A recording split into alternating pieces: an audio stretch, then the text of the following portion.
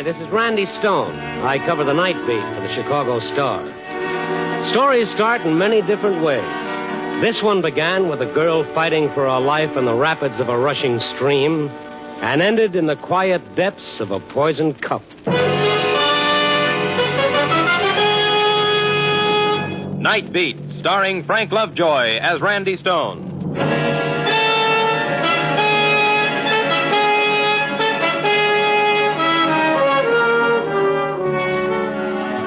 A guy in my business has to take his vacation whenever he can get it. And the best I could get was a string of short weekends at a little resort town called Paradise Lake. It's only a few hours' drive from Chicago with lots of woods and streams.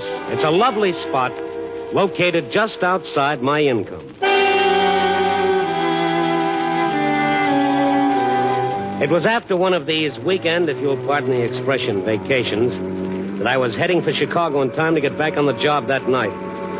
I checked out of my rented cabin and had just crossed the bridge over Rocky Creek when suddenly I saw her. I jammed on the brakes. The girl lay on the edge of the road unconscious, my front wheels almost touching her. Hey, you, what's the matter? I got out of the car and ran over to her. The late afternoon sun gleamed on her wet, disheveled hair, and she was soaking wet.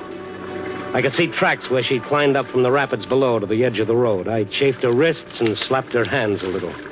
Hey, wake up. Can you hear me? What happened? Come on, baby, snap on it. Oh.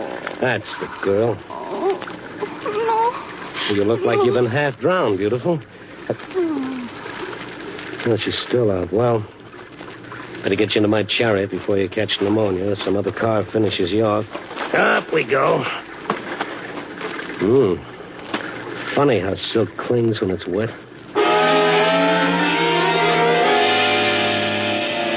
I went back to my cabin. I got her inside and put her on the sofa.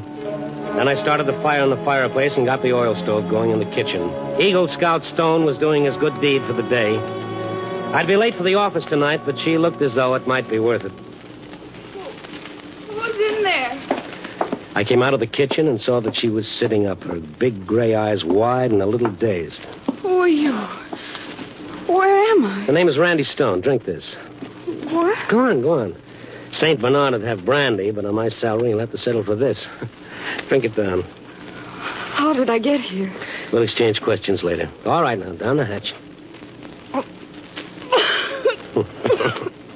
That's the girl. Oh, I'm soaked. Better pull this blanket around you. There. Oh, I'll be warm in a minute. No, you're shivering. You better wrap it a little tighter. You can let go. Oh. Oh, yeah, I'll put some more wood in the fire. What's your name? Pat Torrance. What did you do, slip and fall into the creek? Fall? Now, don't tell me you were in swimming, or is that a new style in French bathing suits? Oh, no, I didn't fall. All right, easy now. Now, what happened? I was pushed. You were what? She pushed me. She tried to kill me. The girl got up, one hand at her throat, her eyes wide with frightened memory. The blanket fell away from her shoulders, revealing a lovely outline all the way down. I remember. I was standing on that high bank overlooking the rapids. Yeah? Well, who did it? Who was she? I'd better go. Thanks for... Whoa, now, wait a minute. Whoa, now, take it easy. Get warm for us. You'll get sick. I really must go. Francine's probably worrying about what's happened to me. I've got to get back. Francine? Francine Moore. We have a cabin on the lake. Oh, I must have been blind to have missed you all the time I've been here. We just got in today. Oh, I see. Well, whoever pushed you in certainly didn't lose any time, did she? I'd rather not talk about it. Maybe I better drive over to your cabin and get your girlfriend to bring over some dry clothes and then round up a cop on the way back. Oh, no. No, please, not the police. What's everybody got against the police? Why not? Not right now, anyway. I want to talk to Uncle Ben first. Her father. Uncle Ben? Well, he's really not my uncle. I mean, well, he raised me when I was a kid. I owe him an awful lot. Ben who? Mason. He runs the hotel here, Paradise Inn. Wait a minute. You mean Ben Mason's daughter, Margaret? Why would she want to kill you? Because she hates me. Oh, I shouldn't have listened to Francine. She said I might get a chance to rest, to straighten things out in my own mind. Then when we get here, I find Marge already on the scene. Yeah, but, Pat, what makes you think it was Marge who pushed you? Oh, it was her, all right. She's broken up my marriage, stolen my husband, and now she's tried to kill me. Well, beautiful, all I can say is that any man who'd pass you up for Marge Mason is the kind of a guy who'd marry Hetty Lamar for her money. Just what did happen? Well, I'd been walking along the creek. Francine was busy getting the cabin fixed up, and I was going to the store. When I got to the little footbridge, I suddenly saw Marge standing there. I had no idea she'd be here at Paradise. Why, Pat, darling. Dad said you were here, but it didn't seem possible. You and Francine together. Ed's old girlfriend sharing cabin with you. Francine Moore was never, as you put it, my husband's old girlfriend, and you know it. Really, dear? Hasn't Francine ever mentioned it? Well, no matter. There comes a period in every man's life, but she was just a comma in his. Why, you unscrupulous. How naive can you get? Ed's played the field all his life, and he always will. You never really understood him. I thought I understood you. I looked on you as if you were my own sister. I trusted you. That's what Grace used to say about you. Grace? Yes, dear, Grace Rainey. Another member of Ed's harem. She's here at Paradise Lake, too, you know. Grace Rainey? What do you mean? Oh, why Dad she gave her a job as a hostess at the inn. The same big blonde cow. But you know Ed. He always did suffer from high blonde pressure. Ed was never interested in Grace. Wasn't he? Don't play innocent with me, darling. It's really jolly. You, Grace, Francine, and I, together once again in the old hometown. Old home week. All we need is Ed on the scene. And I shouldn't be surprised if he weren't on his way. What? You mean he's coming here? Come now, Pet. How corny can you get? Cut the act. You must have known he was planning to spend a few days here. Why else did you come? To get away from him. From everything that reminded me of him. Oh, please. Why don't you do the decent thing? Call it quits. Give him his divorce. Why? So you can profit by what you've done to me? I've tried to be patient with you. I've gone a long ways to try to reason. Keep right on going. Don't ever let me see you again. All right, Pat. If that's the way you want it. But if you insist on clinging to him like a spider just to spite me, you've only yourself to blame if anything happens. What do you mean? Is that a threat? Take it any way you wish. Any way you wish.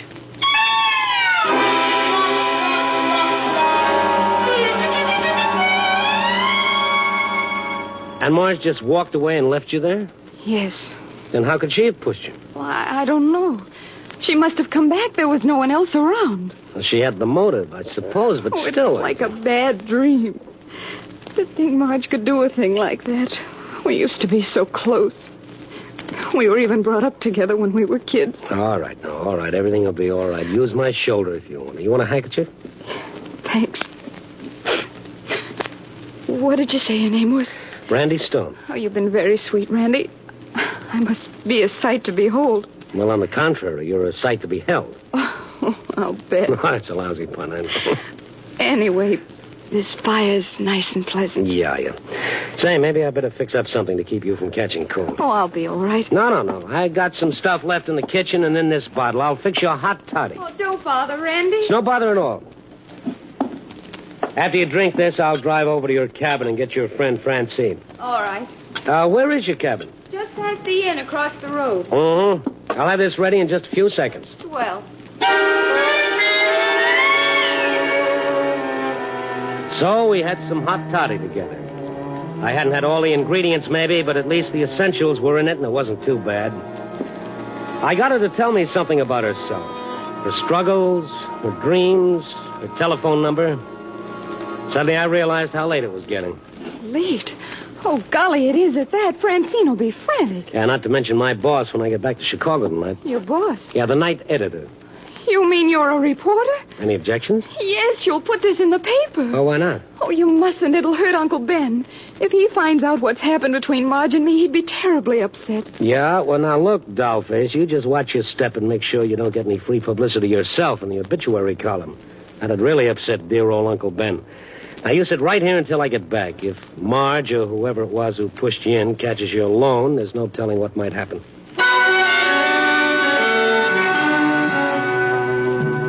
I guess I just never could understand the feminine psychology. Bunch of dames trying to bump each other off over a guy who was never any good to begin with. Give me a nice, clean, masculine murder any time. At least it makes some sense. I drove back toward the inn, following the road along the course of the stream. And then suddenly ahead of me, I saw a couple of flares burning in a car parked across the road with its headlights focusing on the rushing stream below. I pulled up. A big white sheriff's star was painted on the car's side. Some men were working along the edge of the stream, and a small crowd was watching. I got out, walked down the bank toward the edge of the creek. Oh, now, Grace. There were two girls standing at the edge of the crowd. One was a tall blonde who was crying softly, and the other was Marge Mason. Hiya, Marge. Oh, Randy Stone. What's going on? They're dragging the creek. Dragging the what for? They're trying to recover the body. The body? Whose body? A friend of ours. A girl named Pat Torrance. I see. What happened? Grace says she jumped in. Yes. Yes, I saw her. Oh, you did? When was this? Just a short time ago. I was on my way back to the inn from the store when I heard her cry out. For a moment, I could see her face through the trees as she fell in. It was Pat. Randy, this is Grace Rainey. She acts. Yeah, I noticed. Randy Stone, a reporter from Chicago, Gracie. Oh? A reporter? Couldn't you get help? Wasn't there anyone else around? No. It was so dark. I didn't see anyone. And she couldn't swim. I knew she couldn't swim. She couldn't swim. Grace can't either. Can't act either. What makes you think she jumped? This wasn't the first time she tried to commit suicide. That's right. How do you know that, Marge? Why, her husband told me, Ed. Just a week ago, he tried to persuade her to go to a sanitarium and take treatment. When did he tell you that? Why, just this afternoon. This afternoon? I was talking to him on the phone when I ran in and told her what had happened. It was awful. You mean talking to him long distance to Chicago? Why, no, Mr. Stone. Ed Torrance got here this morning. He's right here in Paradise Lake.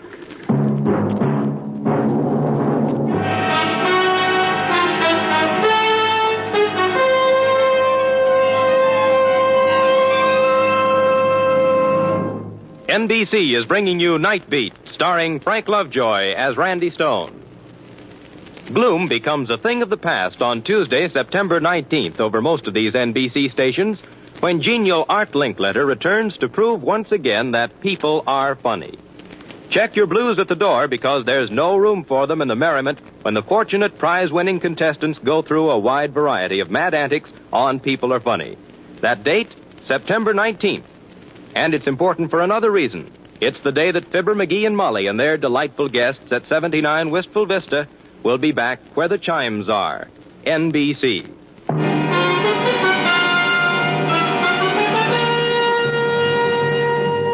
And now back to Night Beat and Randy Stone. Well, the police started dredging the creek at Paradise Lake for the body of Pat Torrance after her friend Grace Rainey said she'd seen her jump in. We stood around watching them search for the body, Grace and another of Pat's one-time gal friends, Marge Mason. So many girls involved in this mix-up, I was beginning to feel like a lone male at a ladies' seminary tea. I wondered if I should tell the gals that at this very moment Pat was sitting in my cabin alive and kicking. Poor Pat. Marge kept talking as we watched them drag the stream. Complex. Ed said she even thought drivers were trying to run her down in the streets. Well, why isn't Pat's husband here? Ed knows what's happened, doesn't he? Yes, Marge told him on the phone. I don't know why he isn't. Say, which one of those officers is the sheriff? You'll probably find the sheriff in their car up there, Mr. Stone, with a white star on the door, see? Oh, yes. Thank you, Grace. Promise or no promise, I figured it was time to bring the law in on Pat's story that Marge or someone had tried to murder her. There was a solitary figure sitting in the sheriff's car, a heavy-set old dame built like a battleship and a voice to match. Yeah, what is it? I'm looking for the sheriff. Have you seen... I'm the sheriff. You? Pick up your chin, mister. What do you want? Well, I beg your pardon. Yeah, I know. Well, I'm not the only woman sheriff in the world, Buster. There have been others. You're a stranger here, I take it. Well, yes. My name is Stone from the Chicago Star. Chicago Star, eh? Yeah. By thunder, every time you turn up a wet rock, you find a Chicago Star reporter underneath. I don't understand what you mean. Oh, you don't, eh? Now, look, Bob. I don't know how you got here so quick. or why you think a suicide in this county is important enough for the high and mighty Chicago Star to send a reporter out. Well, it's past... But I don't care, see? And what's more, as far as I'm concerned, you can skedaddle right back to Chicago. Yes, sir. What's that? I'm sorry, I'm just confused. Well, you get no cooperation from my office, you understand? Well, frankly, no. I haven't forgotten those stories your paper printed about me during my campaign for office. Well... So I was a joke, eh? Ha! I didn't have a chance, did I? Well, now, look, I'm sorry, but I personally didn't have a thing to do... Go back and tell those morons who run your paper that Dolly Maynard was elected, in case they haven't found out yet. Well, maybe it's caught up I'm with them. their machine politician, and as long as I'm in office, none of their hack reporters will get a single story out of me. Yeah, and well, what's more, you go back... What kind of a hen house had I gotten into here? Dames. Well, I left her there sputtering, her fuse still burning. If the sheriff of Paradise Lake indicated the local level of sanity, maybe it was just as well I kept my mouth shut as Pat had asked me to. So I drove on past Paradise Inn to Pat's cabin across the road. The light inside shone through the drawn blinds. Pat's roommate, Francine, was apparently still there. I got out, walked across the road, and up the short gravel path to the cabin door. I could hear voices as I approached. Oh, how awful. How utterly awful. I know, Francine. It's hard for me to believe myself. It was Pat.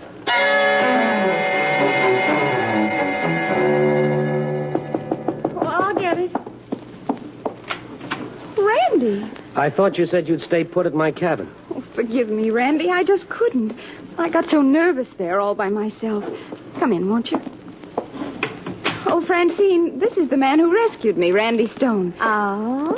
This is Francine Moore, my very best friend. How many best friends can a girl have? Oh, I'm so grateful for what you've done, Mr. Stone. Pat's my dearest little old friend, and if anything had happened to her... Well, everybody else thinks something has happened to her. What do you mean? Well, when you hiked up the road, didn't you notice the crowd by the creek? The creek? No. Well, they're dragging it for your body. Oh, no. Oh, yes. How could you miss seeing it? I didn't come over the road. I cut through the meadow. I didn't want anyone to see me all wet. Oh. Well, what makes them think that Pat is in Told the police. No, not me, baby. They're already looking for you. When I came by, everybody thinks you jumped in. Jumped in? Yeah. Pat, you didn't. Of course not. I told you how it happened. I was pushed. Oh, Mr. Stone, did anyone see her? How would they know? Well, Grace Rainey says she saw it. Oh, Grace. You mean she says she actually saw me jump in? She seems to think she did. Pat, darling, couldn't you have just slipped and thought No, perhaps I tell you, I was pushed. I didn't just imagine it, Francine. Why do you look at me that way? Someone did push me deliberately. Oh, now, darling, why don't you go to bed now? And in the morning, I'm sure we'll all have a more sensible outlook on everything. Listen, I'll fix you a cup of hot chocolate. Go on, dear. Go to bed. Oh, Francine, you're a love. Good night, Randy. You've been wonderful. Thanks so much for everything. Yeah, send me a medal. Good night, baby. Poor dear Pat. What does that mean? What? The way you said that. Oh, come into the kitchen. Oh, the poor darling has been under an awfully severe nervous strain the past month or two. Did you know that Ed's here, too? No. Yeah, the Don Juan husband of hers, Marge, was talking to him. Here? At Paradise Lake? Yeah. Well, why would he come here? Well, he probably heard it was open season on dames. Oh, no. Now, seriously. Well, Pat seems to think it might be on account of Marge. That's strange. Oh, would you like some hot chocolate? No, thank you. I better be on my way now that Pat's in good hands. Nice to meet you, Francine. See you again sometime, I hope. Well, you never can tell. Good night. Goodbye, Randy, and thanks again.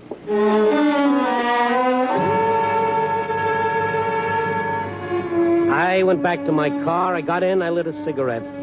I sat there for a while, wondering where Ed Torrance had been when Pat was pushed into the creek. There are a lot of things I began to wonder about Ed.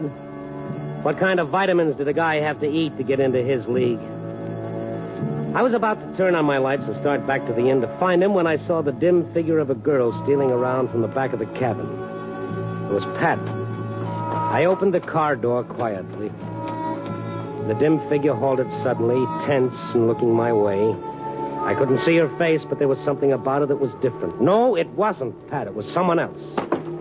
I jumped out, and as I did, the girl fled toward the trees, a filmy scarf streaming behind her. Wait! I ran across the road as she disappeared. I started running down the road after her, but she crossed it and disappeared into a grove bordering the inn grounds. I thought I saw her go up the veranda of Paradise Inn, and I bounded after her. There was no one around except a couple of elderly dowagers in rocking chairs. They stopped rocking when they saw me, and I asked them, did a girl just come in? A girl? Which girl, young man? A girl, any girl. Not very particular, are you? Oh, never mind. And just then, over the side railing, hurrying up the garage driveway, I saw her. I turned and ran down the steps. It was just a glimpse, the lights from the inn glinting on her reddish-brown hair as she hurried past, heading for the guest cottages and back. Hey, wait a minute. Yes? What? Marge, it was you. Why, Randy. Who did you think it was? Didn't you just come from behind Pat's cabin? Whatever are you talking about? What would I be doing there? I'm sorry. I thought I saw you. Well, never mind. What's the matter? You seen Ed tonight? Ed? Yeah. Why, no. Why do you ask? Well, I just wondered why he came here today.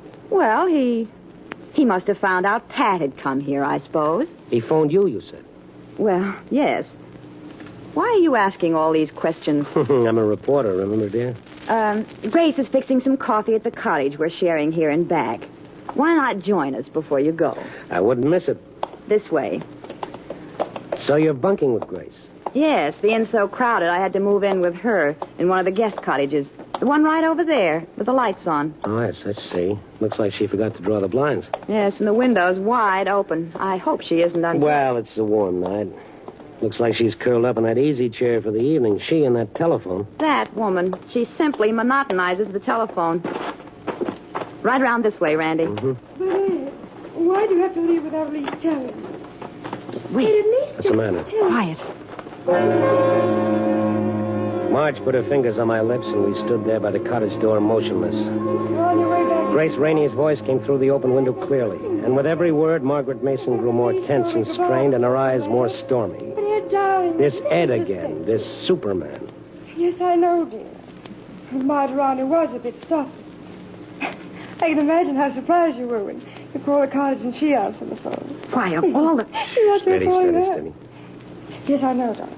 Well, Francine's here, too, but what of that?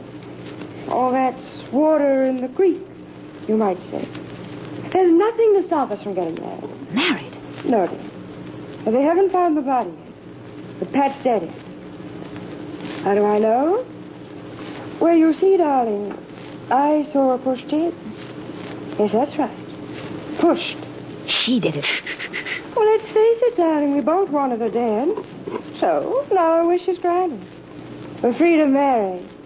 Free, is she? So, you're free, are you? Marge. Not for long, you won't be, you two-timing, double-crossing she-Judas. Easy. You'll be in jail within 24 hours for murder. Just look. again, dearie. You see, I know who killed Pat Torrance. Oh, goodness. What's all the commotion? Francine. Francine Moore. Little Miss Dixie stood in the doorway that opened on the little back porch. When I saw her standing there, a long silk scarf trailing over one shoulder, I knew at once it had been she who'd come from around back of the cabin, hoping not to be seen. What are you doing here, Francine? Oh, I thought I'd drop in to straighten out a few little things for both of you and Marge. Francine, what do you mean? If you thought Ed had any intention of marrying either of you, I'm terribly sorry. Because you're wrong. What? Ed and I are being married as soon as his divorce is final. Oh, you are you? Yes, Grace, we are. Well, congratulations. How many of you is he marrying? I'd say those congrats if I were you, Randy. Because she isn't marrying anybody. Little Miss Moore is going to the electric chair for murder. Grace. Now, wait a minute. I saw Francine push Pat in the creek. Oh, how very amusing. So I murdered Pat. Well, do you know where she is? At our cabin, asleep in her own bed. How long do you think that story will stand up? Ask Randy. Well, I left Pat at their cabin, all right, just a few minutes ago. So, she's got you to lie for her, has she? Well, I shouldn't have left Pat alone, Randy. She's not well. No telling what she's liable to do, but I felt I owed it to these ladies to set their minds at rest, if they have any minds left. You're not getting away with it, Francine. I'm going to the police right now. Come back here. Grace, come back. I'm warning you. Francine, drop that gun. Let go. Take your hands off. Drop it. Do I have to break your arm? Oh, stop. So you came here to find out how much Grace really knew? Now you know the game's up. Killing won't do you any good. You're finished. You're through. Oh, stop. All right, drop it. The gun exploded as it hit the floor. Francine's soulful brown eyes widened in an instant of horror, and then suddenly she slumped. And I know that little Francine had caught one of her own bullets. Marge and I bent over her. Randy. Randy, is she... Get on the phone quick. Get a doctor. Yes. Francine. Francine, do you hear me? Randy. Mary, this Go is to Marge. the cabin. I'm in the cottage. Pat. To bring a doctor over here. Pat, what about Pat, Francine? Is she all right? Pat mustn't drink the hot chocolate. Poison. Poison? I didn't bother with a car, but covered the 100-plus yards between the inn and Pat's cabin in an unofficial world speed record. I yanked open the cabin door, rushed through the room, and into Pat's bedroom. Randy, get out! Oh, I'm sorry, honey. I came for some hot chocolate. Did you drink any? Hot chocolate? Have you gone crazy? Of course not. Can't you see I've just come out of the tub? Yeah, I didn't mean... I'll wait outside. Get your clothes on, beautiful. You're having more company. What? Who? For the sheriff. She'll want some of that hot chocolate, too, so don't touch it until she gets here. You understand?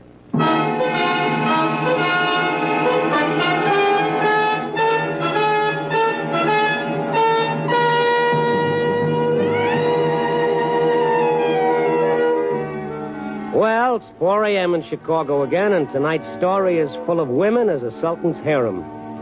As the French say, cherchez les dames. And on this trip, I found plenty of them, with a moral to go with each one. For Marge, hell hath no fury like a woman tripped up trying to skip with another woman's husband.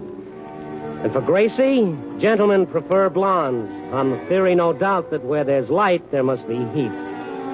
For little Francine, well, she tried to take life cheerfully, the life, that is, of anyone who stood in her way. And as for Pat, well, you don't need any moral for her. A girl with a map like she has can usually find somebody to read it. Yep. Copy, boy.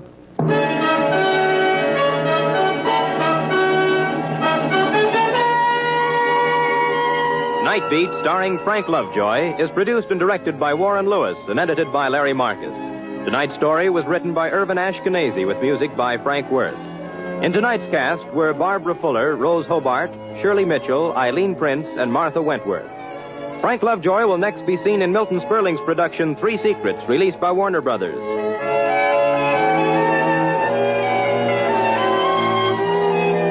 Listen next week at this time and every week as Randy Stone searches through the city for the strange stories waiting for him in the darkness.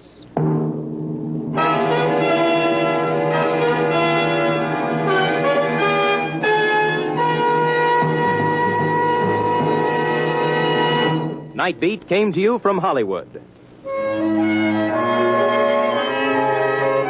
3 chimes mean good times on NBC.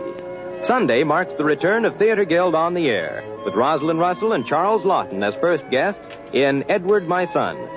A week from this Wednesday, that's September 13th, Mr. and Mrs. Ronald Colman resume their popular roles in The Halls of Ivy.